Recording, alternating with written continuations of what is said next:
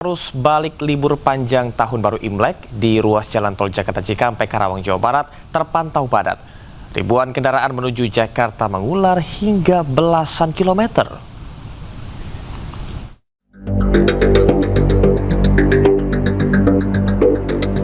Ribuan kendaraan menuju wilayah Jakarta dan sekitarnya memadati ruas tol Jakarta Cikampek, Karawang, Jawa Barat saat arus balik libur panjang Tahun Baru Imlek 2577. Kendaraan mengantre panjang di sekitar KM 48 dan KM 59 dengan kecepatan rata-rata di bawah 10 km per jam. Berdasarkan data resmi dari PT Jasa Marga Trans Jawa Tol, terjadi peningkatan arus kendaraan pada 13 sampai 16 Februari 2026. Tercatat sebanyak 149.663 kendaraan menuju wilayah timur Trans Jawa melalui gerbang tol Cikampek Utama. Meski kendaraan ramai, petugas belum memberlakukan rekayasa lalu lintas atau kontraflow untuk mengurai kemacetan. Sementara di jalur sebaliknya terpantau ramai lancar. Dari Karawang, Jawa Barat, Rudi Setiawan, iNews melaporkan.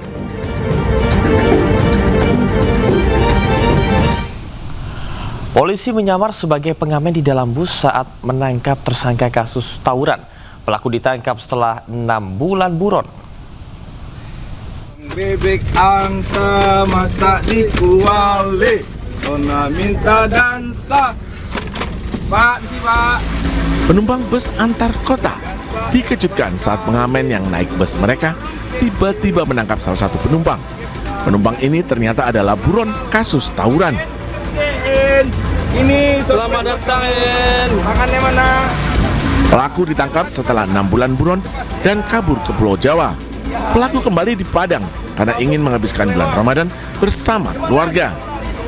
Pelaku pun hanya bisa pasrah dan tak bisa melarikan diri lagi.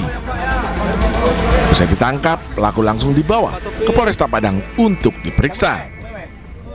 Puji syukur kepada Allah Subhanahu wa taala, si pelaku yang sudah sekian lama berhasil melarikan diri bisa kita amankan dan kita kasih surprise tadi di bus tumpangannya yang dari Jakarta ke Kota Padang. Kita gaskan dulu untuk mempertanggungjawabkan perbuatan yang dilakukan oleh si pelaku dalam melakukan penganiayaan menggunakan satu buah balok kayu untuk memukul si korban. Pelaku menjadi tersangka penganiayaan terhadap seorang pelajar hingga tewas pada bulan September lalu. Pelaku melarikan diri saat akan ditangkap. Pelaku pun sempat masuk daftar pencarian orang. Dari Padang, Sumatera Barat, Budi Sunandar, iNews melaporkan. Aksi bentrok kelompok dua gangster di Jalan Raya Raja, Kabupaten Tangerang, Banten pecah. Bentrokan dua gangster tersebut terekam CCTV.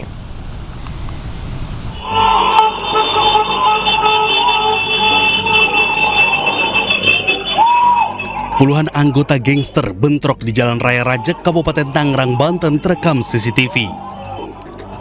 Kelompok gangster yang berada di seberang sungai menyeberang hingga bentrokan kedua kubu gangster tersebut pun pecah. Imbas bentrokan kedua kubu gangster ini, sejumlah pengendara yang akan melintas pun terganggu. Mereka menepikan kendaraan lantaran khawatir menjadi sasaran. Warga mengatakan bentrokan antara kelompok gangster di kawasan Rajek kerap terjadi apalagi saat bulan suci Ramadan nanti. Warga dan juga pengendara mengaku sangat resah dan takut beraktivitas malam hingga dini hari. Sering, kalau di sini sering ada, makanya resah ibaratnya. Ya ibarat saya sendiri kan mau usaha gini resah, takut. Untuk antisipasi kita untuk piket yang melaksanakan pada hari itu bersama-sama untuk patroli agar tidak terjadinya bentrok antar gangster. Mohon izin untuk dibantu dengan warga di sekitar. Polsek Rajek juga meningkatkan patroli malam untuk mengantisipasi bentrokan kelompok gangster agar masyarakat bisa beraktivitas dengan aman. Dari Kabupaten Tangerang, Banten, Aimarani, iNews melaporkan.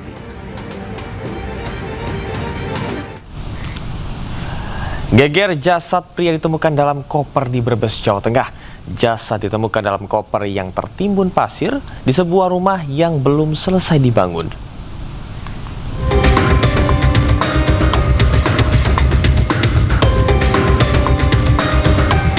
Penemuan jasad dalam koper di Desa Sukareja, Kecamatan Banjarharjo, Kabupaten Brebes kemarin siang menggemparkan warga setempat. Warga berkerumun menyaksikan proses olah TKP oleh tim Inafis Satreskrim Polres Brebes. Mayat berjenis kelamin laki-laki tersebut pertama kali ditemukan pemilik rumah yang hendak membersihkan rumah. Sedangkan pemilik rumah diketahui sedang berada di luar negeri. Saat membersihkan rumah, pemilik rumah mencium bau busuk. Bau busuk ternyata berasal dari kamar mandi, di mana ditemukan sebuah koper yang tertutup pasir. Setelah dibuka, ternyata ditemukan sesosok jasad pria. Temuan itu kemudian dilaporkan kepada perangkat desa dan diteruskan ke pihak kepolisian. Jasad telah dibawa ke RSUD Brebes untuk diotopsi. Polisi Banjarharjo juga selidiki identitas jasad pria tersebut.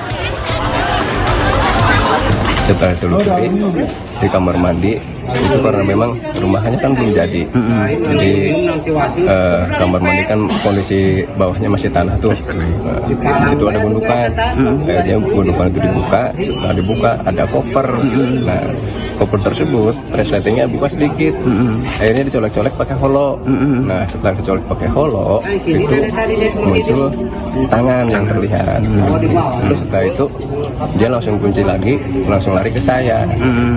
Memang benar pada hari ini, Senin 16 Februari tahun 2026, telah ditemukan mayat di dalam koper di Desa Sukareja, Kecamatan Banjarharjo, Kabupaten Brebes. Dan untuk saat ini, untuk jenazah sudah dibawa ke RSUD Brebes guna penyelidikan lebih lanjut. Berarti untuk saat ini pihak kepolisian masih melakukan penyelidikan ini?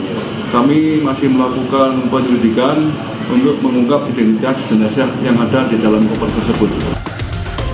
Polisi masih mendalami kemungkinan adanya unsur pidana dalam peristiwa ini. Dari Brebes, Jawa Tengah, Unibar, iNews melaporkan. Pemirsa, hujan deras disertai angin kencang yang terjadi sepanjang hari memicu banjir dan longsor di Kabupaten Tapanuli Tengah, Sumatera Utara.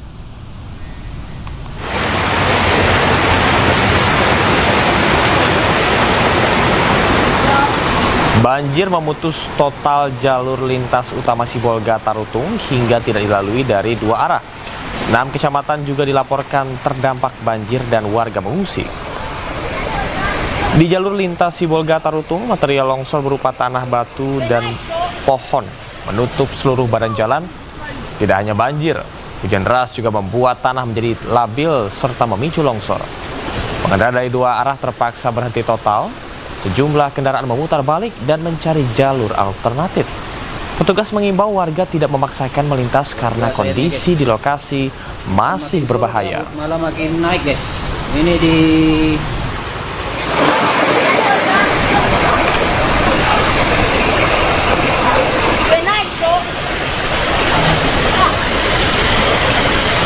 Situasi mencekam terjadi di Kecamatan Sitahuis, di kawasan belakang kantor camat. Tanah longsor turun dari lereng perbukitan. Sejumlah warga berhamburan keluar rumah, menyelamatkan diri, dan membawa barang seadanya. Polisi dan pemerintah setempat langsung mengimbau warga untuk mengungsi ke tempat aman. Warga diminta menjauh dari tebing rawan longsor dan tetap waspada karena hujan dan angin masih berlangsung. Petugas gabungan masih siaga di sejumlah titik rawan untuk mengantisipasi longsor dan banjir susulan. Kasihan kali anak-anak sana ya.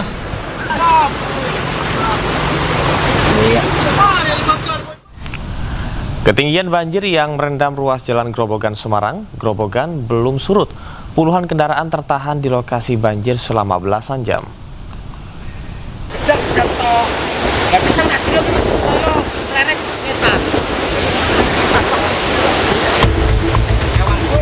Banjir akibat jebolnya tanggul Sungai Tuntang masih merendam ruas Jalan Grobogan Semarang di Desa Manggarmas, Kecamatan Godong, Grobogan, Jawa Tengah. Arus banjir deras membuat arus lalu lintas lumpuh total, sehingga sejumlah kendaraan terjebak macet lebih dari 12 jam. Menurut salah seorang sopir kontainer, kejadian ini membuat mereka mengalami kerugian karena terlambat dalam pengiriman barang. Sementara minibus dan sepeda motor diarahkan ke jalur alternatif sehingga dapat melanjutkan perjalanan. Hingga kini tanggul jebol belum diperbaiki dan ketinggian banjir mencapai 40 hingga 50 cm. Dari Grobogan, Jawa Tengah, Rustama Nusantara, iNews melaporkan.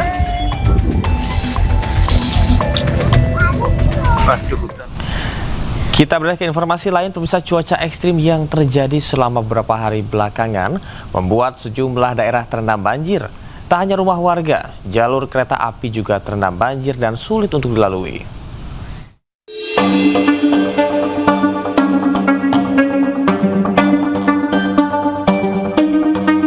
Hujan deras yang mengguyur Jawa Tengah membuat sejumlah daerah terendam banjir. Bahkan di Demak, tanggul Sungai Cabean di Desa Tologoweru jebol.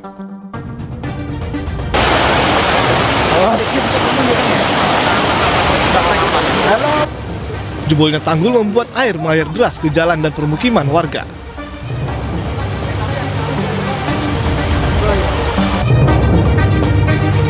Tak hanya itu, sejumlah fasilitas kesehatan pun terendam banjir. Salah satu di Rumah Sakit Kebon Agung di Demak, Jawa Tengah. Ya Allah, minta tolong dong. Jebolnya tanggul juga membuat seluruh akses jalan utama terendam banjir dengan ketinggian mencapai 40 cm. Akibatnya kemacetan panjang terjadi di beberapa titik, khususnya di jalur Grobogan Solo. Beberapa jalan terpaksa ditutup dan kendaraan dialihkan memutar di arah Likat Utara, Purwodadi, Grobogan, Jawa Tengah. Sementara di Grobogan, Jawa Tengah, tanggul jebol membuat air merendam jalur kereta api Karangjati Gubuk, tepatnya di Desa Papanrejo, terendam banjir. Demi keselamatan penumpang kereta, PT KAI Daob 4 Semarang, Jawa Tengah terpaksa menutup sementara perlintasan kereta api di jembatan 59 km antara stasiun Berumbung dengan Tegowanu. 3 jalur kereta api, yakni kereta api Gumarang Jaya relasi Jakarta-Surabaya, kereta api Jayabaya Jakarta-Malang, dan Harina relasi Bandung-Surabaya sempat mengalami keterlambatan. Setelah dilakukan perbaikan dan juga pengamatan yang detail terhadap kondisi jembatan, sekitar pukul 07.30, jalur kereta api yang sebelumnya dinyatakan tidak aman sudah bisa dilewati kembali oleh perjalanan kereta api dengan kecepatan terbatas.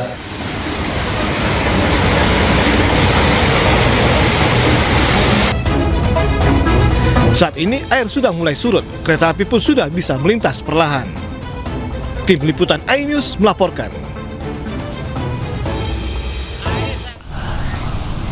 Pemirsa, kolom asap dari letusan sekunder Gunung Semeru membumbung tinggi hingga sempat menutup jembatan Besuk Kobokan. Akibatnya pengendara motor yang melintas terganggu dan diimbau untuk selalu berhati-hati.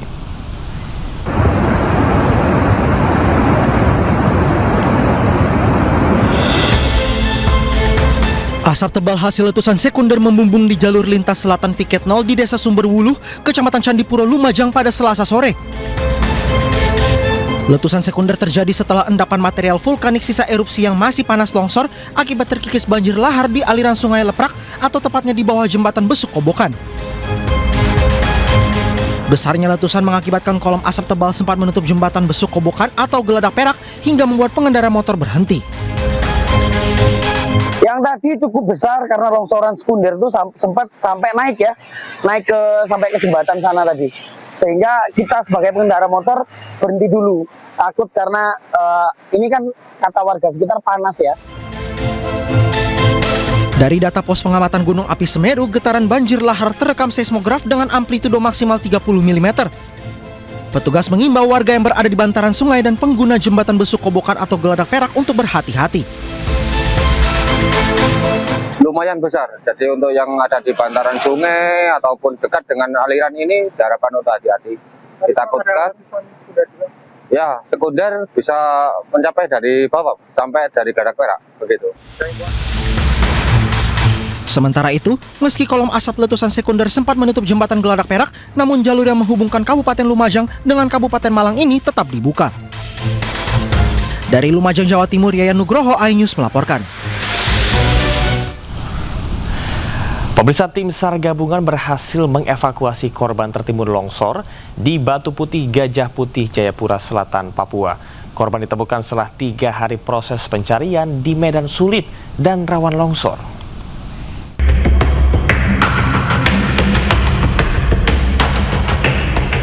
Setelah 3 hari proses pencarian, tim SAR gabungan berhasil mengevakuasi korban longsor atas nama Raffles Fonataba Waromi di Batu Putih, Jayapura Selatan, Papua.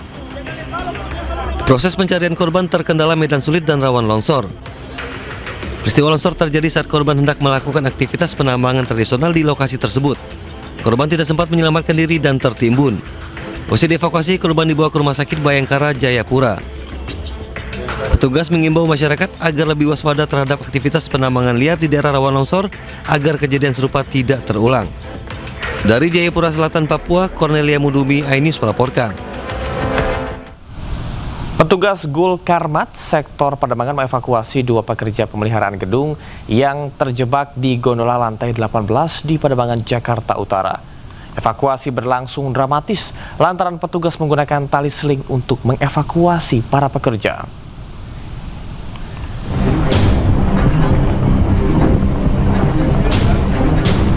Petugas penanggulangan kebakaran dan penyelamatan sektor Pademangan menerima panggilan darurat ada 2 pekerja terjebak di gondola di Pademangan Timur. 5 personil diterjunkan dan langsung bergerak cepat menuju lokasi kejadian dengan membawa peralatan yang dibutuhkan untuk evakuasi. 2 pekerja bernama Dedi, 29 tahun, dan Ridwan, 35 tahun, terjebak di lantai 18 gedung setelah klem seling mereka terputus saat melakukan pemeliharaan gedung.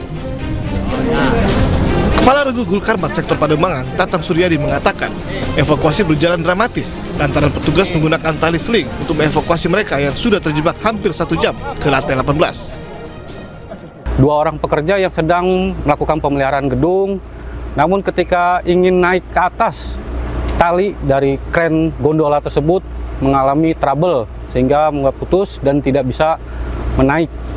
Nah, kita mendapat laporan, kita meluncur, dan kita alhamdulillah kita evakuasi, kita sampai dengan cepat, selamat dengan menggunakan rangkaian sistem jetrik. Jelaskan Bang, mereka terjebak di lantai berapa? Para pekerja terjebak di lantai 18. Kedua pekerja ini pun dapat dievakuasi dalam keadaan selamat. Kejadian ini menjadi pengingat pentingnya keselamatan kerja. Dari Jakarta, Rizky Falufi, iNews melaporkan. Kapal intim Teratai yang berangkat dari Pelabuhan Kupal menuju Pelabuhan Bastiong Ternate, Maluku Utara kandas menabrak karang di pesisir Pulau Makain. Ratusan penumpang yang panik terjun ke laut. Sudah beri kode begini. Nah, ini korban-korban semua, ini ada korban, kasihan yang ada selamat, alhamdulillah anak-anak selamat.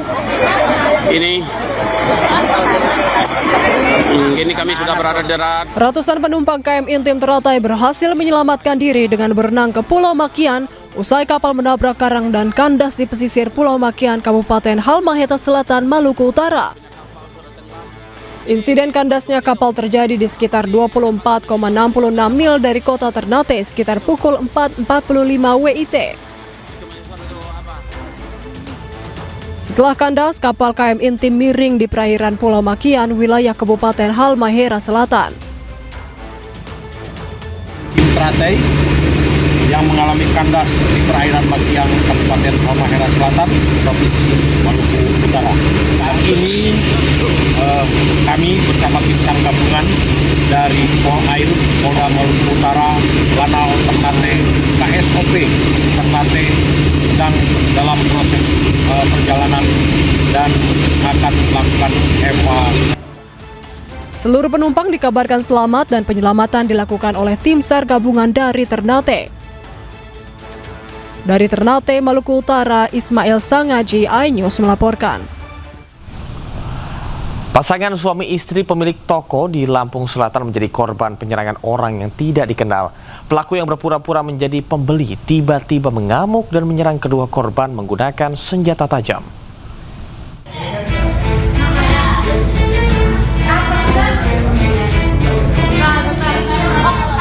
Peristiwa berdarah terjadi di Dusun Katibung 2, Desa Sidobulyo, Lampung Selatan. Seorang pria tak dikenal datang ke toko milik suami istri bernama Fajri dan Rohimah dengan dalih menawar barang dagangan. Tanpa menaruh curiga, Rohimah melayani pelaku seperti pembeli pada umumnya. Namun situasi berubah mencekam. Pelaku secara tiba-tiba mencabut 2 bilah golok dan langsung membacok paha Rohimah. Korban berteriak histeris meminta pertolongan. Mendengar teriakan tersebut, Fajri segera datang untuk menyelamatkan sang istri. Nahas, ia justru menjadi sasaran berikutnya. Fajri mengalami luka bacok parah di bagian lengan kanan hingga nyaris putus. Setelah melancarkan aksinya, pelaku langsung melarikan diri. Menariknya, tidak ada barang dagangan maupun uang yang diambil dari dalam toko. Warga sekitar yang mendengar teriakan segera berdatangan dan memberikan pertolongan. Datangnya itu nggak bawa-apa. Nggak bawa apa-apa. Tahu masuk ke toko aja itu. Habis kantong lari keluar. Sekitar jam berapa Pak De? Itu ke jam 7:30. Hingga kini motif dan identitas pelaku masih menjadi misteri. Pihak kepolisian masih melakukan penyelidikan mendalam, namun belum memberikan keterangan resmi terkait kasus pembacokan sadis ini. Dari Lampung Selatan, Heri Fulistiawan, iNews melaporkan. Pemirsa, polisi menyelidiki kasus pembunuhan pelajar SMP Negeri 26 Kota Bandung yang jasadnya ditemukan di bekas lokasi wisata Kampung Gajah. Salah satu pelaku yang ditangkap mengaku sakit hati karena korban memutus pertemanan dengannya.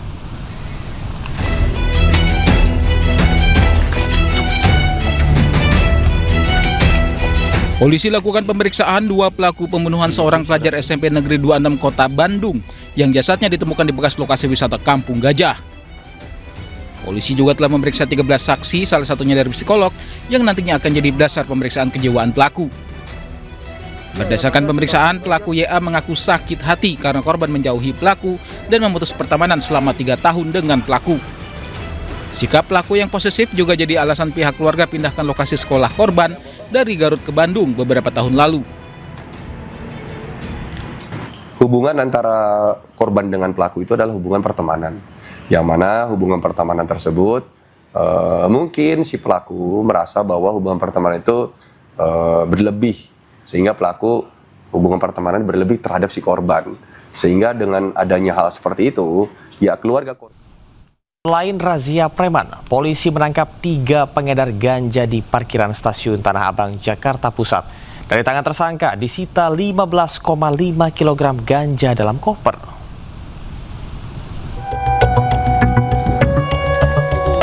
Tiga pria ini tak berkutik saat dibekuk petugas unit 1 Subdit 3 Direktorat Reserse Narkoba Polda Metro Jaya di halaman parkir stasiun Tanah Abang, Jakarta Pusat.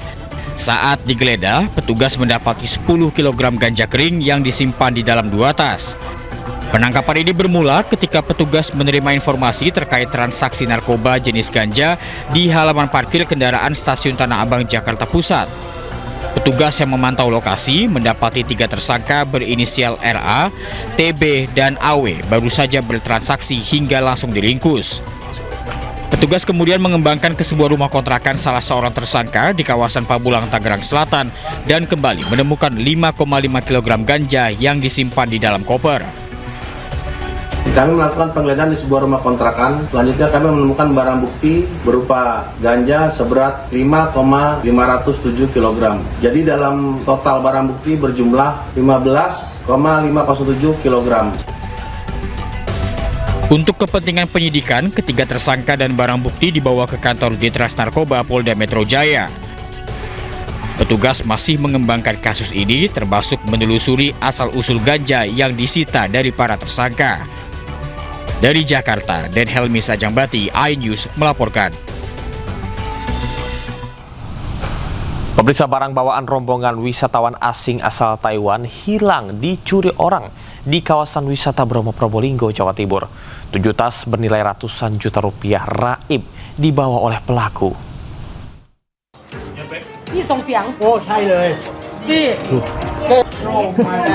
Rombongan 10 wisatawan asing asal Taiwan ini panik saat mengetahui 7 tas berharga miliknya di dalam minibus raib di gondol maling. Sempat terjadi salah paham antara korban dan sopir pengantar wisatawan ini terkait peristiwa tersebut. Namun warga segera membantu komunikasi keduanya. Kejadian bermula ketika rombongan wisatawan asal Taiwan ini berlibur wisata ke Bromo melalui jalur Probolinggo. Sampai dekat pintu masuk, minibus tersebut berhenti sejenak dan 10 rombongan turun melihat suasana di Bromo. Saat hendak melanjutkan perjalanan, rombongan kaget. Pintu minibus yang terkunci terbuka dan dicek barang bawaan berisi laptop, tablet, smartphone, dan kamera profesional raib di gondol orang. Itu kan kehilangan 7 koper. Aslinya katanya 6, 1 ketemu di selipan di mobilnya gitu. 6 koper itu kerugiannya kalau dihitung rata-rata 100 juta 8.000 atau 80.000 gitu. Nah itu salah satu koper ada GPS-nya. GPS-nya itu lokasi terakhirnya itu ada di Jalan Bogowonto, Kota Probolinggo. Jadi kita minta bantuan polisi, Polres Probolinggo waktunya dibantu, tapi tidak menemukan GPS itu gitu. Itu turis asal mana itu? Asal Taiwan. Ada 10 orang yang kehilangan itu. Salah satu korban mendeteksi GPS yang dipasang di tasnya, namun saat tiba di lokasi bersama polisi, tasnya tidak ada. Kasus kehilangan ini ditangani oleh Satreskrim Polres Probolinggo. Dari Probolinggo, Jawa Timur, Hana Purwadi, iNews melaporkan. Pemirsa, Polres Gunung Kidul berhasil mengungkap kasus pencurian rumah yang sempat viral di media sosial. Pelaku merupakan seorang nenek yang sudah 6 kali masuk penjara atas kasus yang sama.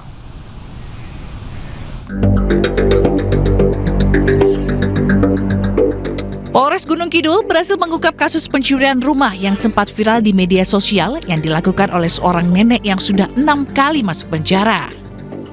Saat beraksi, pelaku cukup nekat karena dilakukan siang hari dan saat pemilik rumah berada di dalam rumah. Pelaku membawa kabur perhiasan emas serta sejumlah barang berharga lain senilai jutaan rupiah. Saat beraksi, pelaku selalu membawa keranjang dan mencari rumah dengan pintu tak terkunci dengan modus pura-pura tawarkan sayuran atau barang bekas. Polisi berhasil menangkap pelaku di rumahnya di wilayah Samas, Kabupaten Bantul. Bahwa si pelaku ini selalu menggunakan sarana yang bronjong atau kronjot yang seperti dilihat di samping itu, selalu menggunakan itu. Kemudian menyaru ketika si pelaku ini ketemu dengan si tuan rumah ini, terus kemudian si pelaku ini nyaru sebagai penjual bawang merah, penjual buah-buahan, pencari barang bekas atau rosok seperti itu. Atas perbuatannya, pelaku diancam hukuman 5 tahun penjara. Polisi juga mengimbau masyarakat agar menyimpan barang di tempat aman dan mengunci pintu rumah. Dari Gunung Kidul, Yogyakarta, Kismaya Wibowo, iNews melaporkan. Sementara itu, seorang pria nekat mencuri tas milik jamaah Masjid Al-Huda Pasar Gelugur, Kota Rantau Prapat. Pelaku mencuri tas saat korban sedang sujud.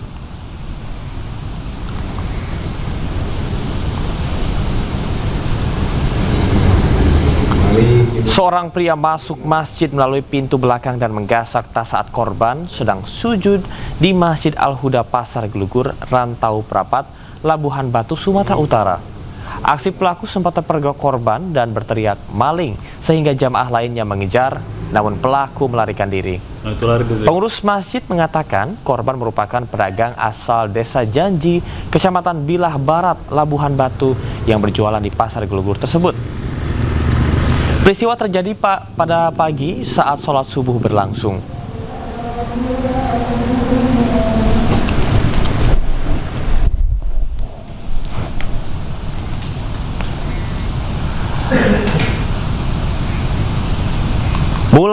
Pemerintah menetapkan awal Ramadan 1447 Hijriah jatuh pada hari Kamis 19 Februari 2026 besok.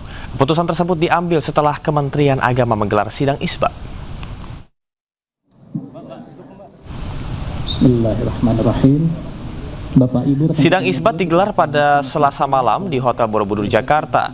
Sidang isbat dihadiri berbagai lembaga dan unsur masyarakat, antara lain Komisi 8, MUI, BMKG, BRIN, hingga perwakilan Ormas Islam dan pesantren. Menteri Agama Nasaruddin Umar mengatakan, dari pantauan di 96 titik, hilal belum memenuhi syarat pergantian bulan sehingga ditetapkan awal puasa pada hari Kamis 19 Februari 2026.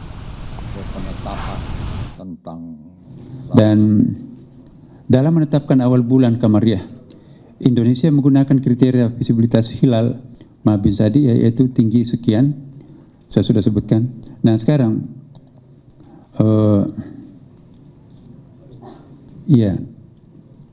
sudut elongasinya juga sangat rendah, ya, sangat jauh, masih sangat minim, 0 derajat 56 menit 23 detik, ya. Hingga 1 derajat 53 menit 36 detik. Jadi secara hisab data hilal pada hari ini tidak memenuhi kriteria visibilitas hilal MABIMS. Dengan demikian, berdasarkan hasil hisab serta tidak adanya laporan hilal terlihat, disepakati bahwa 1 Ramadan 1447 Hijriah jatuh pada hari Kamis 19 Februari 2026. Meski pemerintah menetapkan 1 Ramadan pada hari Kamis, Jemaah Muhammadiyah di Bandung, Jawa Barat dan Parepare, Sulawesi Selatan melaksanakan sholat tarawih perdana Selasa malam.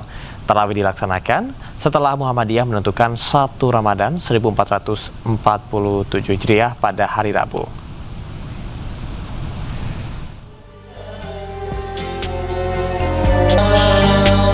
Jemaah Muhammadiyah melaksanakan sholat tarawih perdana di Masjid Mujahidin, Jalan Sancang, Kota Bandung, Jawa Barat. Jemaah Masjid Mujahidin melaksanakan sholat tarawih mengikuti surat edaran PP Muhammadiyah yang menetapkan 1 Ramadan 1447 Hijriah pada Rabu 18 Februari 2026. Pelaksanaan sholat tarawih dilaksanakan di 400 Masjid Muhammadiyah se-Jawa Barat.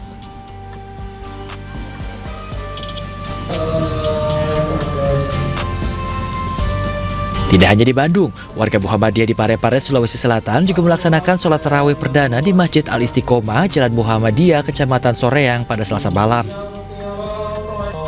Ratusan warga tampak khusyuk menunaikan sholat tarawih secara berjamaah.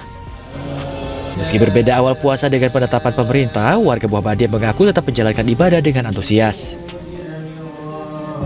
Dari Bandung, Jawa Barat dan Parepare, Sulawesi Selatan, Ervan David, Erwin Eka Prataba, A-News melaporkan. Tidak hanya Muhammadiyah, jamaah An-Nazir di Goa, Sulawesi Selatan akan mulai puasa 1 Ramadan 1447 Hijriah pada Rabu. Penentuan 1 Ramadan tersebut berdasarkan hasil pengamatan bulan yang dilakukan jamaah An-Nazir mulai saat purnama hingga bulan Sya'ban berakhir.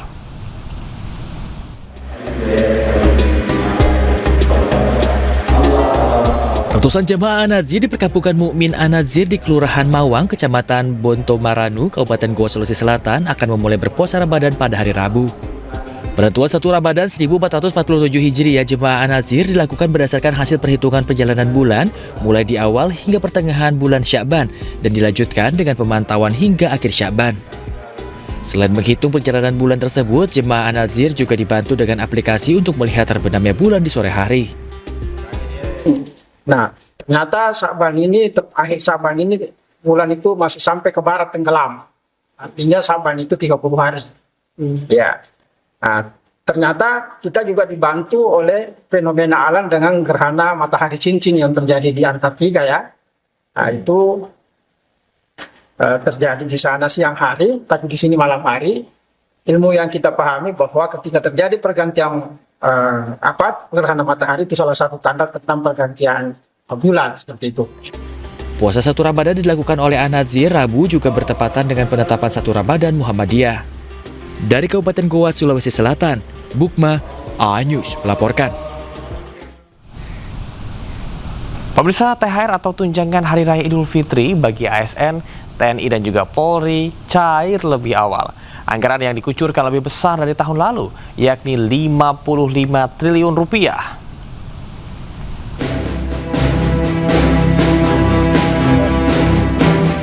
Pemerintah sudah menyiapkan tunjangan Hari Raya Idul Fitri 2026 bagi aparatur sipil negara, prajurit TNI dan Polri. Anggaran yang dikucurkan sebesar 55 triliun rupiah. Jumlah ini naik signifikan dari tahun sebelumnya, yakni 49,4 triliun rupiah. Menteri Keuangan Purbayayudi Sadewa menyebut pencairan akan dimulai pada awal Ramadan. Kalau nggak salah rencananya setelah minggu pertama Lebaran akan keluar itu untuk ASN, jadi nggak usah takut duitnya akan banyak. Berdasarkan peraturan pemerintah nomor 11 tahun 2025, THR dan gaji ke-13 ASN pusat terdiri dari gaji pokok, tunjangan melekat, dan tunjangan kinerja sebesar 100%. Sementara untuk ASN daerah diberikan dengan skema yang sama, namun disesuaikan dengan kemampuan fiskal daerah. Tim Liputan iNews melaporkan.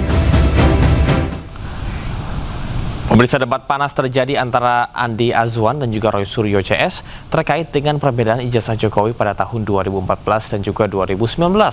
Salah satu perbedaan yang menjadi perdebatan adalah terkait dengan ukuran ijazah. Ukuran ini krusial. Kalau ukurannya tidak sesuai, Mas Aiman, harusnya begitu kita terima gambar, terus ukurannya jadi melebar. Ini ukurannya sebenarnya, terus tadi mengkerucut. Harusnya nggak boleh diterima, pasti harusnya KPU bilang ini ukuran ijazahnya nggak sesuai, formanya nggak sesuai, kembalikan dulu. Nggak bisa diterima, kok bisa diterima? Ini benar, tapi ada yang tidak benar di sini juga. Yaitu apa? Yaitu di sini nggak ada tanggalnya. Kalau yang tadi 2014 ada? Masih nggak ada juga, tapi itu sebelum berlaku. Undang-undang tentang keadministrasi pemerintah belum berlaku. Tahun berapa itu? Itu 2014 Oktober. Oke. Jadi baru tahun itu. Tahun ini harusnya, jadi ini sekaligus jawaban saya. Ada juga beberapa termul yang mengatakan itu Roy Suryo legalisasinya juga ada tanggalnya. Iya, belum 2014. Kalau setelah 2014, 2019 harusnya ada tanggalnya. Dan ini melanggar undang-undang sistem pemerintahan. Undang-undang tahun 2014 yang dikukuhkan pada bulan Oktober. Jadi gini, saya jelaskan. Ya. Maksudnya Mas Roy, jadi ini besar, ini kecil. Ya. Tidak sesederhana mengecilkan yang besar gitu kan? Betul. Tetapi ketika dikecilkan pun maka proporsinya juga berbeda antara 2014 dengan 2019. Iya. Anda sudah melakukan itu dengan menggunakan alat? Saya ukur. Ukurannya yang satu 3:4, yang satu ukurannya kayak 6:9. Dengan menggunakan alat apa itu? Dengan menggunakan apa? Ada perspektif, ada programnya perspektif sama. Pakai penggaris. Apa? Mau pakai penggaris juga boleh. Kalau nggak bisa IT pakai penggaris juga boleh. Coba pakai apa? Alatnya namanya apa? Ayo. Pokoknya begini. Kalau dia belum latihan belum bisa nanti pakai VCG Face. Paling ada alatnya itu. Iya toh? VCG Face, ArcNet, FaceNet gitu kan. Ya. Pasti itu gitu loh. Yang paling intinya, Udah.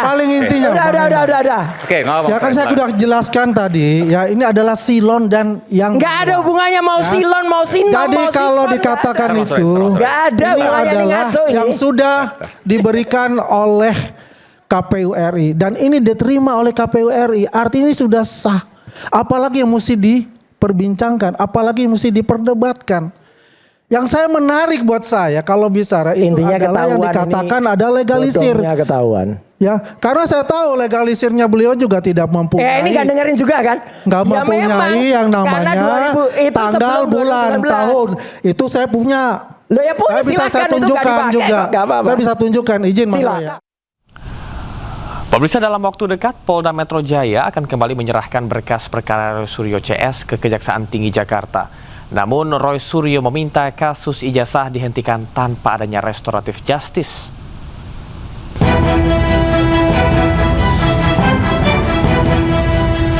Polda Metro Jaya menyebut akan kembali menyerahkan berkas perkara dugaan fitnah ijazah palsu dengan tersangka Roy Suryo CS ke Kejaksaan Tinggi Jakarta.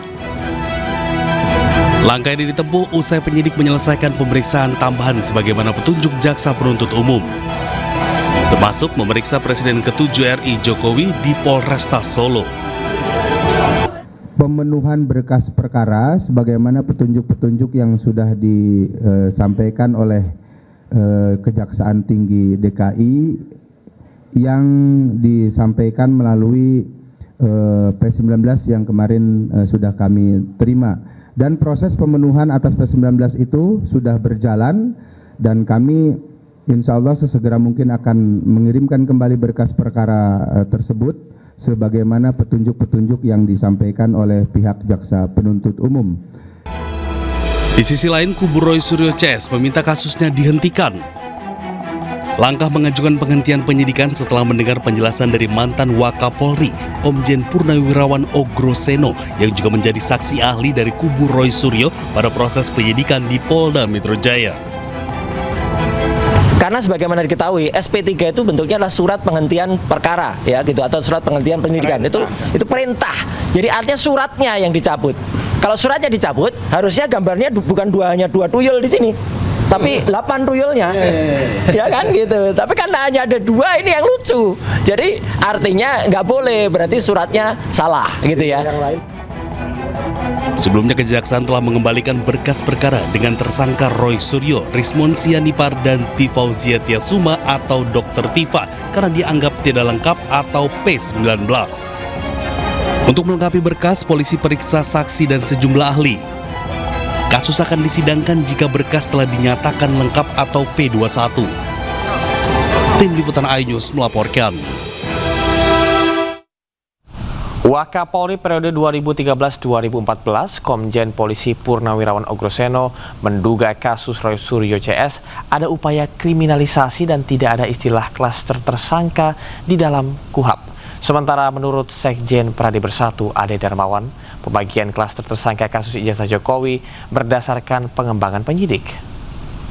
Kalau Pak Egy dan Pak Damai Hari Lubis di SP3, berarti kan sudah ada pencabutan juga.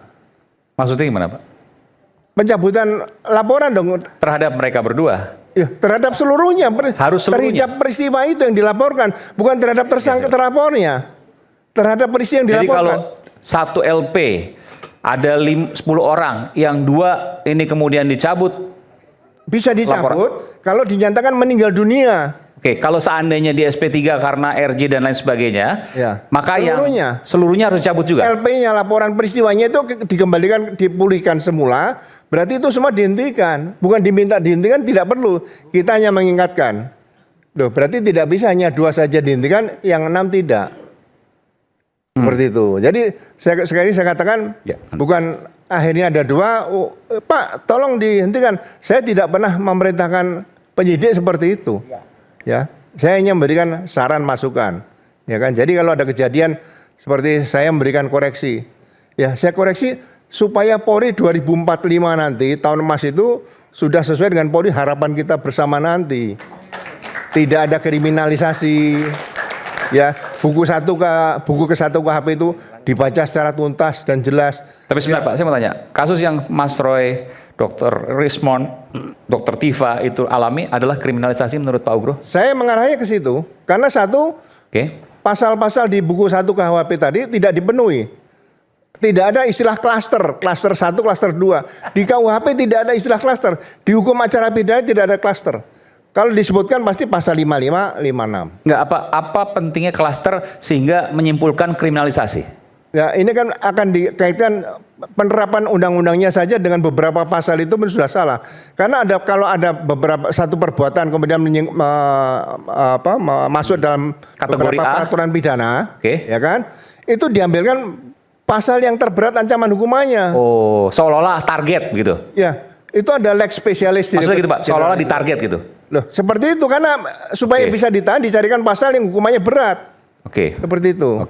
Ya, jadi kita memberikan koreksi itu demi kebaikan Polri, demi kebaikan masyarakat ke depan. Bukan saya nggak cinta Polri. Kalau saya nggak cinta Polri, saya biarkan aja polisi seperti sekarang. Saya memberikan koreksi karena saya pernah jadi penyidik. Ya, penyidik di mana? Kasat Sersa Jakarta Pusat. Pusatnya Jakarta. Kasat Sersa Surabaya, ibu kota provinsi Jawa Timur. Masa saya berbuat semuanya saya, kalau saya kritik berarti saya nggak cinta Polri. Loh, justru saya cinta Polri, saya kritik Polri. Tapi kritik membangun, bukan kritik yang tidak membangun seperti itu.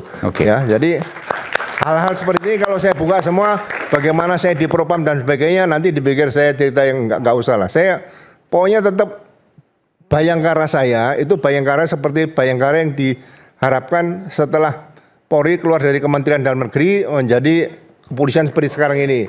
Bukan menjadi Bayangkara seperti zaman Majapahit, pengawal raja dan keluarganya, bukan seperti itu. Ya, itu saja Mas, terima kasih. Kemudian kalau berbicara satu rangkaian, betul, 1 LP. Tetapi ada pengembangan penyidik di sini. Tadi Pak Ugro tadi mengatakan bahwa perkara ini harusnya mengacu pada Undang-Undang Nomor 1 tadi.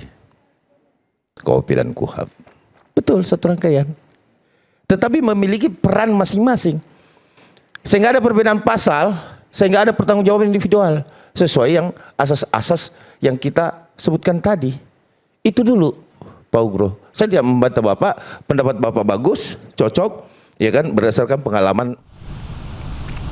Pemirsa, sejumlah pimpinan organisasi buruh Indonesia yang tergabung Aliansi Buruh dan juga masyarakat sipil untuk perdamaian dan kemerdekaan Palestina mendukung Presiden Prabowo Subianto agar memimpin Board of Peace atau BOP Gaza yang dibentuk oleh Presiden Amerika Serikat Donald Trump.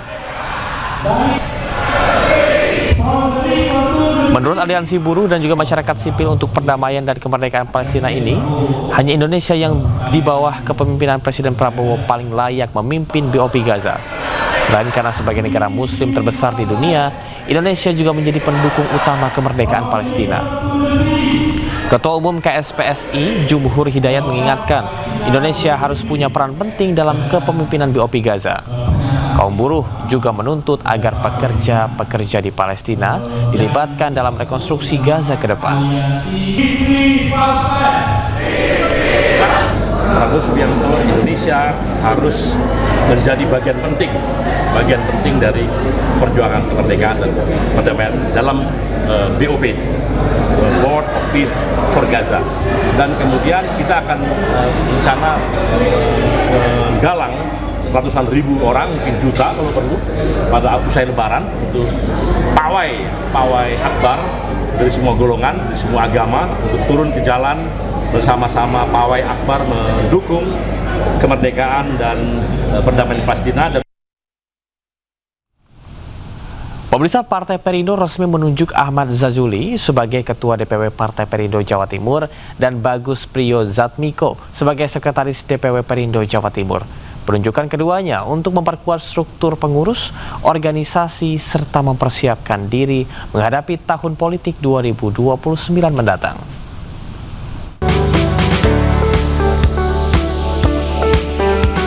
DPP Partai Perindo mempercayakan Ahmad Zazuli sebagai Ketua DPW Partai Perindo Jawa Timur dan Bagus Priyozatmiko sebagai Sekretaris DPW Perindo Jawa Timur. Kepercayaan itu ditandai dengan pemberian surat keputusan atau SK yang diserahkan oleh Sekjen Partai Perindo Ferry Kurnia Rizkiansyah di kantor DPP Partai Perindo Menteng, Jakarta Pusat. Dengan penyerahan SK ini, Partai Perindo berharap seluruh pengurus di daerah segera melakukan konsolidasi internal dan menyiapkan strategi pemenangan, program, dan kegiatan Partai Perindo yang menyentuh langsung ke masyarakat. Dan kita berharap kita punya target-target elektoral yang memang juga penting untuk dikuatkan dan juga untuk diraih pada pemilu 2029, sehingga yang harus juga diupayakan dari sekarang, ini tidak ada lagi waktu untuk istirahat, untuk kita terus berpacu bagaimana proses penguatan kelembagaan dan bagaimana penguatan-penguatan untuk proses pemenangan ke depan. Amanah ini bagi kami amanah yang cukup luar biasa, sehingga kami harus ekstra untuk melakukan penataan kembali kelembagaan maupun tugas-tugas kepartaian yang harus kami laksanakan untuk persiapan di 2029 nanti. Melalui kader-kader terbaiknya, partai yang dipimpin Ketua Umum Angela Tano Sudibyo ini juga berkomitmen akan terus hadir memberikan kontribusi nyata bagi kesejahteraan masyarakat Indonesia. Dari Jakarta, Bagus Prasetya Adi, Hoirudin, iNews melaporkan. Kolom asap dari letusan sekunder Gunung Semeru membumbung tinggi hingga sempat menutup jembatan Besuk Kobokan, di mana akibatnya pengendara motor yang melintas terganggu dan dihimbau untuk selalu berhati-hati.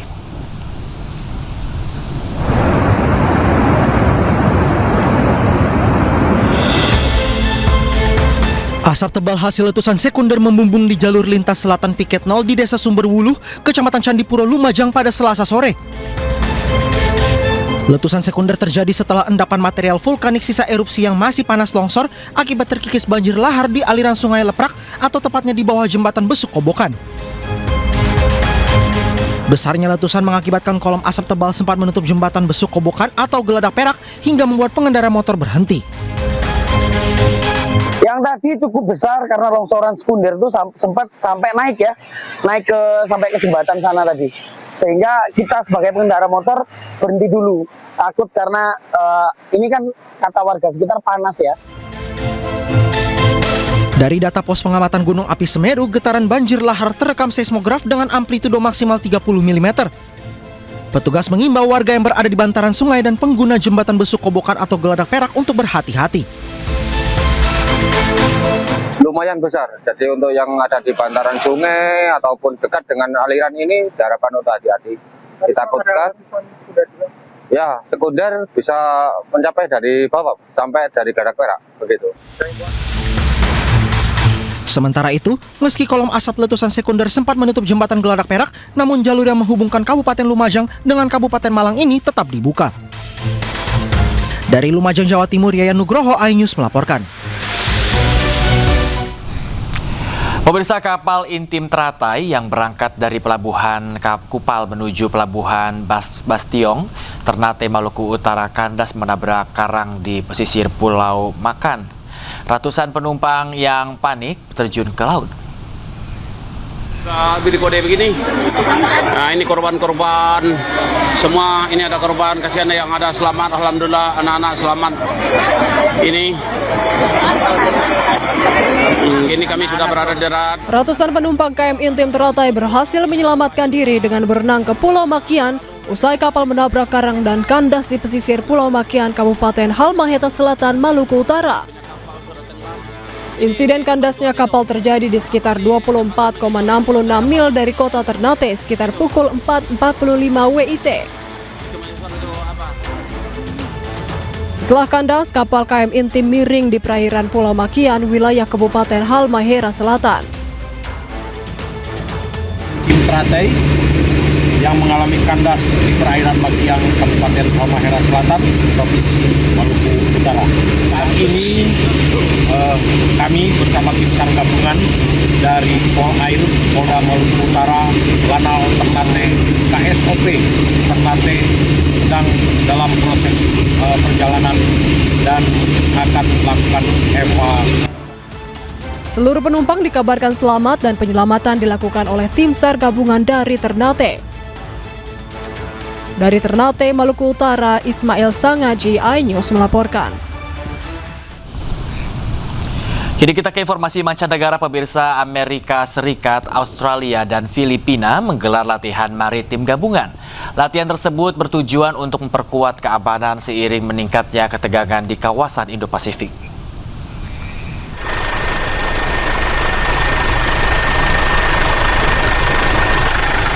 Gabungan Angkatan Laut dan Udara Filipina, Australia, dan Amerika Serikat menyelesaikan kegiatan kerjasama maritim multilateral selama 2 hari dalam zona ekonomi eksklusif Filipina.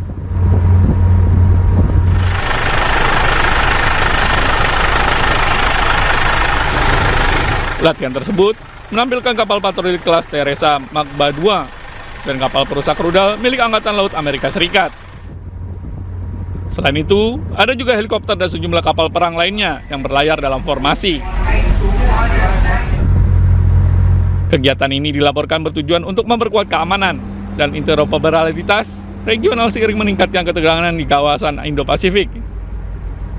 We're able to enhance the conduct of combined naval and air operations with our allies, specifically the United States Navy and the Royal Australian Navy. But most importantly, we were able to conduct this particular exercise with one of our more steadfast partners in maritime security, the Philippine Coast Guard. Laut Cina Selatan tetap menjadi duri dalam hubungan Filipina-Cina karena Beijing mengklaim hampir seluruh wilayah tersebut, termasuk wilayah yang juga diklaim kedaulatannya oleh Filipina. Adapun Laut Filipina Barat yang menjadi lokasi latihan berada dalam zona ekonomi eksklusif.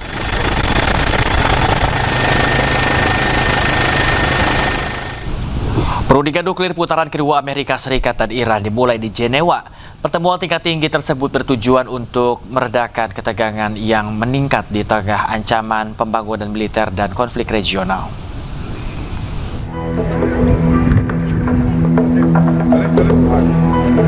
Para delegasi terlihat meninggalkan kediaman misi Oman di Jenewa. Saat putaran kedua pembicaraan tidak langsung terbaru antara Amerika Serikat dan Iran.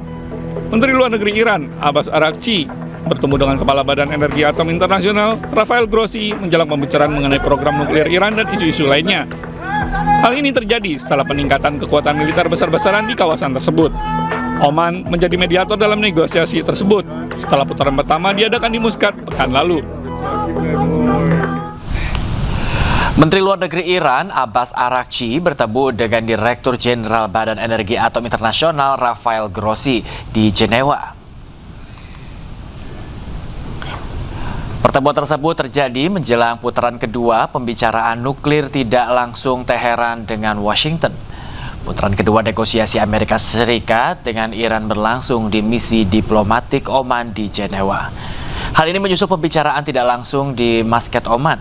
Seiring meningkatnya ketegangan antara kedua negara di tengah peningkatan kekuatan militer Amerika Serikat di kawasan tersebut. Selama kunjungannya di Jenewa, Arakci juga dijadwalkan akan bertemu dengan Menteri Luar Negeri Swiss Ignazio Cassis dan Menteri Luar Negeri Oman Said Badr bin Hamad Al-Busaidi.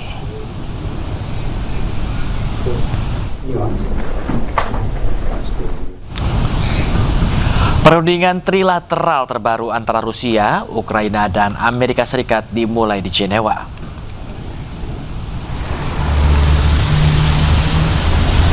Perundingan perdamaian yang dimediasi Amerika Serikat ini mencakup berbagai isu termasuk wilayah Ukraina dan melibatkan delegasi Rusia yang lebih luas. Putaran sebelumnya di Abu Dhabi membahas isu-isu keamanan dan militer. Ratusan khusus Kirill Dmitriev dan pejabat lainnya akan membahas aspek ekonomi dan dari pembicaraan tersebut. Kiev diwakili oleh Sekretaris Dewan Keamanan dan Pertahanan Nasional Rustam Umerov dan Kepala Kantor Kepresidenan Ukraina Kirilo Budanov. Delegasi Amerika Serikat termasuk utusan khusus Steve Witkoff dan pengusaha Jared Kushner dengan tim Washington juga berada di Jenewa untuk pembicaraan terbaru dengan Iran.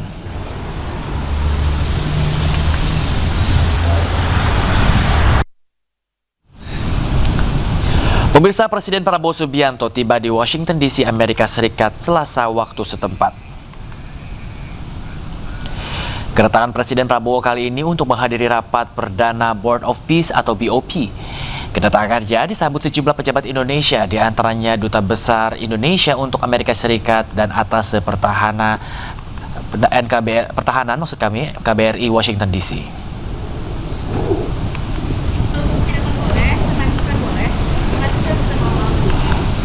Sementara itu, Menteri Luar Negeri Sugiono akan menghadiri pertemuan Dewan Keamanan Persatuan Bangsa-Bangsa di New York membahas perdamaian Timur Tengah, serta menegaskan peran aktif dan konstruktif Indonesia dalam mendorong penyelesaian damai konflik Palestina.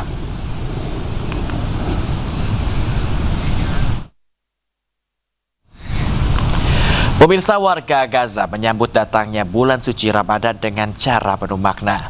Di tengah bangunan yang hancur akibat konflik, mereka menyalurkan harapan melalui lukisan yang membawa keceriaan bagi anak-anak Gaza.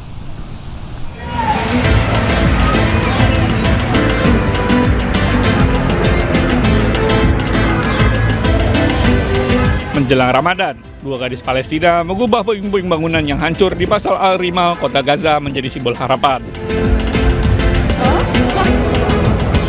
Sarah Saada dan Jod Al-Hayek melukis mural yang indah di atas beton yang hancur, menawarkan momen sukacita bagi mereka yang bersiap menyambut bulan suci Ramadan.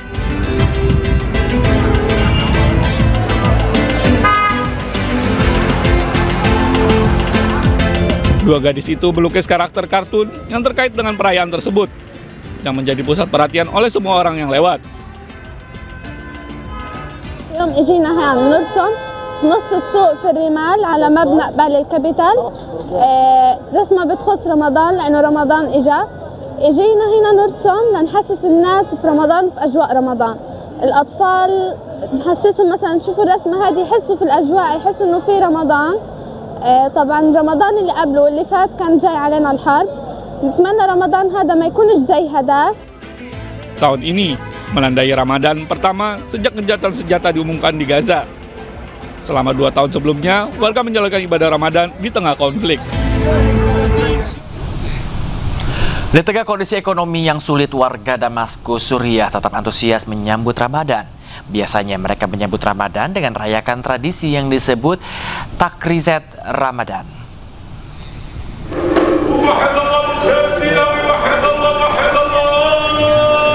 Lantunan musik dan nyanyian tradisional iringi perayaan Takrizat yang merupakan tradisi masyarakat Suriah jika menyambut Ramadan.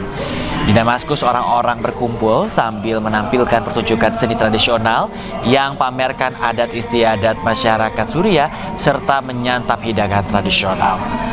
Kenakan pakaian tradisional, para pria juga tampilkan tarian rakyat. Takriziat Ramadan merupakan adat istiadat masyarakat Suriah yang syarat sejarah dan memiliki makna budaya mendalam.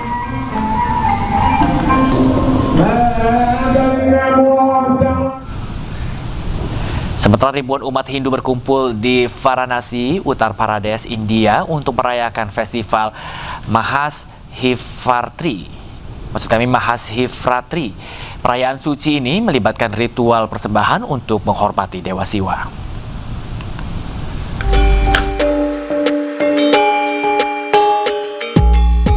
Ratusan ribu umat beragama Hindu berkumpul di Varanasi, Uttar Pradesh untuk perayaan Mahashivratri yang meriah. Acara darsan selama 46 jam di kuil Kashi Vishwanawat yang menarik banyak orang ke gat-gat di kota suci tersebut. Kerumunan orang terlihat di sepanjang sungai Gangga dengan perahu-perahu yang ditambatkan di tepi sungai yang dihiasi lampu dan bunga. Para peziarah melakukan ritual di dalam air, mempersembahkan lampu dan bunga ke sungai suci sebelum mandi suci. Selama perayaan tersebut, para umat menjalankan puasa serta berpartisipasi dalam jaga malam Bhajan, membenamkan diri dalam suasana spiritual. जो वाराणसी का जो घाट है, इसको शंकर भगवान के लिए विशेष तौर पे मतलब मनाया जाता है पूरे देश में। और एक तो सबसे पुराना घाट है, 3000 साल पुराना इसका इतिहास रहा है।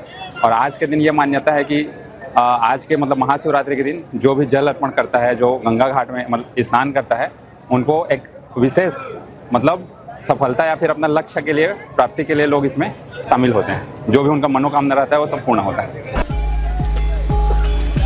Festival Mahashivratri yang menandai pernikahan suci Siwa dan Parvati dirayakan setiap tahun di India dan komunitas Hindu seluruh dunia, dengan Varanasi yang menjadi tempat perayaan terbesar.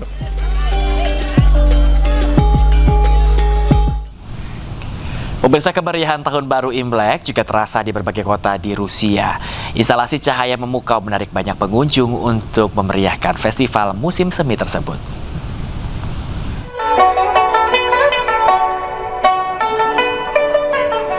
Rusia juga turut memeriahkan Tahun Baru Imlek dengan semarak. Para pengunjung berjalan-jalan di sekitar lapangan Manesnaya yang dihiasi dengan karangan bunga meriah, lampion kertas, serta patung kuda dan panda. Perayaan ini telah menjadi sangat populer di Rusia, menarik semakin banyak orang dari berbagai wilayah dan negara. Perayaan ini pun menuai pujian dari para wisatawan Cina yang mereka nilai sebagai representasi fantastis dari budaya mereka.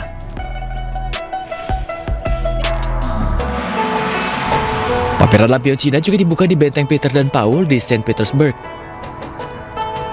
Orang-orang mengunjungi instalasi cahaya berskala besar yang menampilkan berbagai flora dan fauna hingga arsitektur khas Imlek yang dibuat di Cikung, Provinsi Sichuan.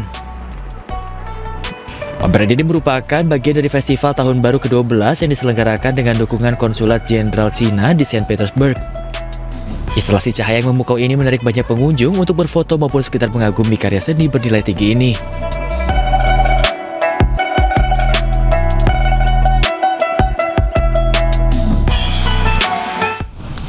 Sebuah perayaan digelar di Singapura untuk menyambut Tahun Baru Imlek, pemirsa. Telah berlangsung berpuluh-puluh tahun, gelaran ini menjadi yang paling ditunggu-tunggu di Singapura.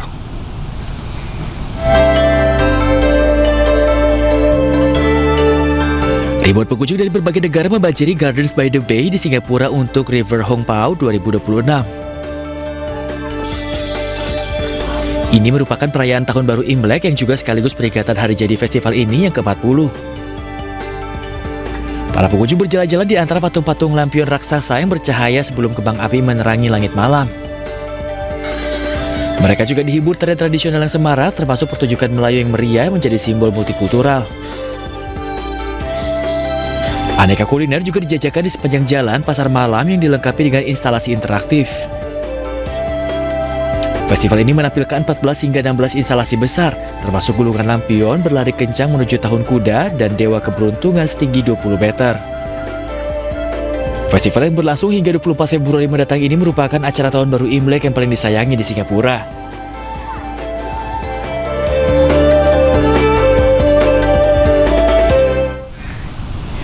Sementara di Filipina, pemirsa, perayaan Imlek digelar di Manila dengan pertunjukan yang spektakuler.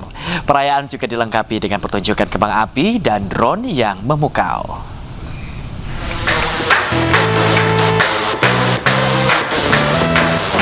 Ribuan orang berkumpul di jembatan Binondo di Manila untuk menyambut Tahun Kuda Api dengan pertunjukan kembang api dan drone yang menakjubkan.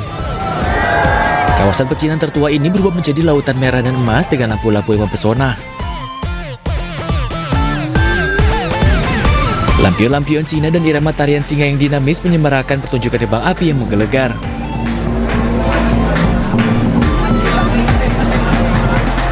Puncak acara malam ini menampilkan formasi drone yang mengibarkan bendera Filipina dan Cina. Keduanya bersatu membentuk jabat tangan simbolis berbentuk hati yang disambut sorak-sorai penonton.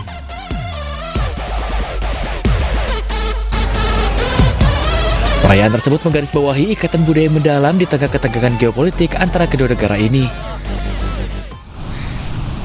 Ribuan umat membadati sebuah kuil di Hong Kong untuk mempersembahkan dupa mereka. Ritual ini mereka lakukan karena kepercayaannya untuk mendapatkan keberuntungan dalam hidup mereka.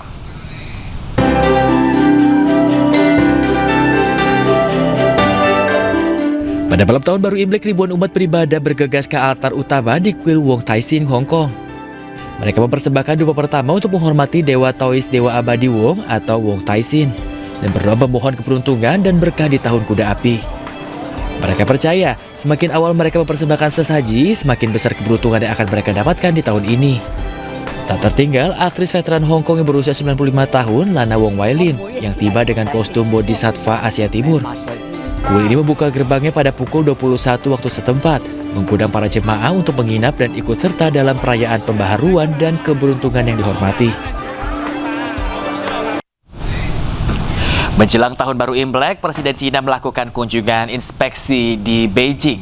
Dalam kunjungannya, Xi Jinping juga berkomunikasi langsung dengan masyarakat.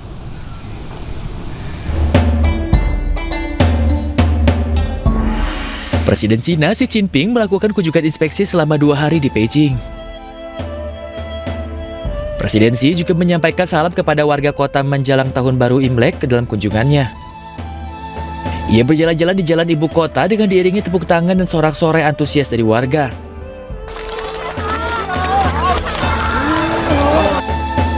Xi menyampaikan harapan untuk perdamaian dan kemakmuran di Tahun Kuda yang akan datang. Ia mampir ke sebuah restoran untuk berbincang-bincang dengan para pengantar makanan dan mengunjungi sebuah kompleks perubahan untuk berinteraksi dengan para penghuni senior. Xi berpidato di hadapan banyak orang di kawasan komersial yang ramai di pusat kota, serta mendoakan mereka kesehatan yang baik, kesuksesan karir, dan kebahagiaan keluarga. Kunjungan inspeksi Presiden ke komunitas akar rumput ini adalah tradisi yang telah berlangsung lama dan dilakukan sesaat sebelum festival musim semi. Pemirsa, sebuah yayasan yang menangani anak dengan autisme turut memperingati Tahun Baru Imlek. Para siswa turut berpartisipasi dengan menampilkan kemampuan mereka.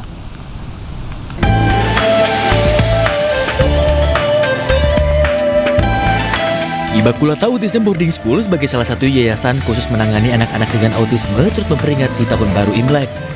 Puluhan siswa berpartisipasi dalam perayaan yang digelar di Kabupaten Bogor ini dengan beragam penampilan. Dimulai dari bernyanyi, memainkan alat musik, hingga menampilkan tarian barongsai. Penampilan mereka menjadi spesial karena antusiasnya. Kegiatan ini juga sejalan dengan komitmen Immaculata untuk terus melatih anak dengan autisme untuk dapat terus berkarya di tengah masyarakat luas. Kita berikan kepada anak-anak adalah bagaimana anak-anak ini akan berperilaku baik dan mandiri dengan sangat baik, dengan acuan nanti supaya ketika bapak ibunya tidak ada, anak-anak itu survive, jadi ikut saudaranya juga tidak akan bikin masalah baru untuk keluarga kecil tersebut gitu. Maka dari sisi agama kita betul-betul lintas agama, kita mengikuti hari raya semua agama yang ada di sini. Yayasan Immaculata tidak hanya mendidik anak dengan autisme untuk menjadi anak yang memiliki kemampuan khusus, namun juga mengedukasi para ibu muda untuk mencegah lahirnya autisme kembali. Dari Kabupaten Bogor, Jawa Barat, Wildan Hidayat, iNews melaporkan. Tim SAR gabungan berhasil mengevakuasi korban tertimbun longsor di Batu Putih, Gajah Putih, Jayapura Selatan, Papua. Korban ditemukan setelah 3 hari proses pencarian di medan sulit dan rawan longsor.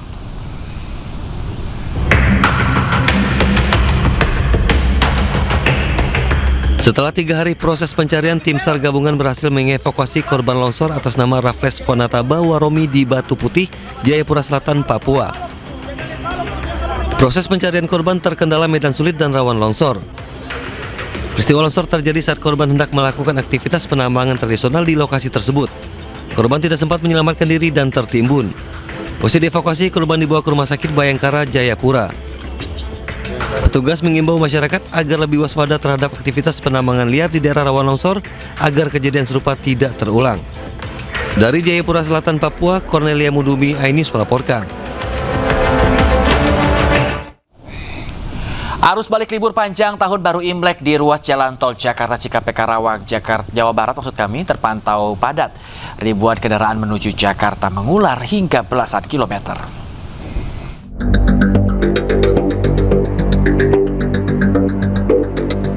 Ribuan kendaraan menuju wilayah Jakarta dan sekitarnya memadati ruas tol Jakarta Cikampek, Karawang, Jawa Barat saat arus balik libur panjang Tahun Baru Imlek 2577. Kendaraan mengantre panjang di sekitar KM 48 dan KM 59 dengan kecepatan rata-rata di bawah 10 km per jam. Berdasarkan data resmi dari PT Jasa Marga Trans Jawa Tol, terjadi peningkatan arus kendaraan pada 13 sampai 16 Februari 2026. Tercatat sebanyak 149.663 kendaraan menuju wilayah timur Trans Jawa melalui gerbang tol Cikampek Utama. Meski kendaraan ramai, petugas belum memberlakukan rekayasa lalu lintas atau kontraflow untuk mengurai kemacetan. Sementara di jalur sebaliknya terpantau ramai lancar. Dari Karawang, Jawa Barat, Rudi Setiawan, iNews melaporkan. Pemirsa, pemerintah menetapkan awal Ramadan 1447 Hijriah jatuh pada Kamis 19 Februari 2026. Keputusan itu diambil setelah Kementerian Agama mendengar sidang isbat. Bismillahirrahmanirrahim. Sidang isbat digelar pada Selasa malam di Hotel Borobudur, Jakarta. Sidang isbat dihadiri berbagai lembaga dan unsur masyarakat, di mana antara lain Komisi 8, MUI, BMKG, BRIN, hingga perwakilan ormas Islam dan pesantren. Menteri Agama Nasaruddin Umar mengatakan dari pantauan di 96 titik, hilal belum memenuhi syarat pergantian bulan sehingga ditetapkan awal puasa pada hari Kamis 19 Februari 2026. Penetapan tentang dan dalam menetapkan awal bulan Kamariah, Indonesia menggunakan kriteria visibilitas hilal Mabim tadi, yaitu tinggi sekian, saya sudah sebutkan. Nah sekarang,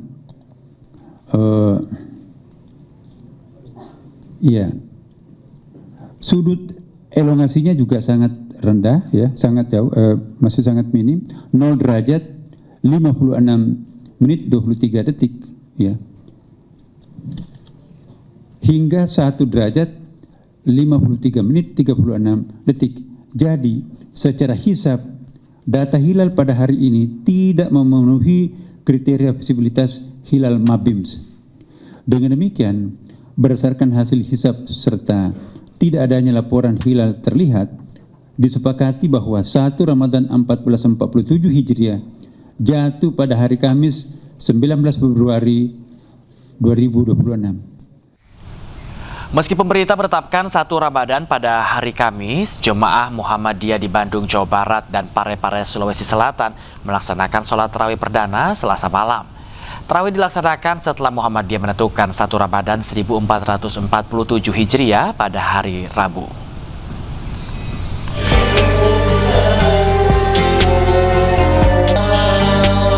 Jemaah Muhammadiyah melaksanakan sholat tarawih perdana di Masjid Mujahidin, Jalan Sancang, Kota Bandung, Jawa Barat. Jemaah Masjid Mujahidin melaksanakan sholat tarawih mengikuti surat edaran PP Muhammadiyah yang menetapkan 1 Ramadan 1447 Hijriah pada Rabu 18 Februari 2026. Pelaksanaan sholat tarawih dilaksanakan di 400 masjid Muhammadiyah se-Jawa Barat.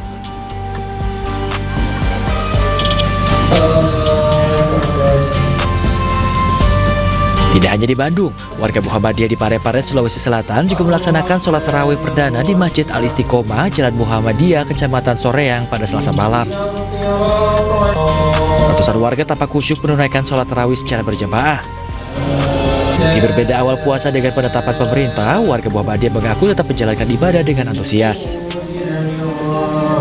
Dari Bandung, Jawa Barat dan Parepare, Sulawesi Selatan, Ervan David, Erwin Eka Prataba, iNews melaporkan.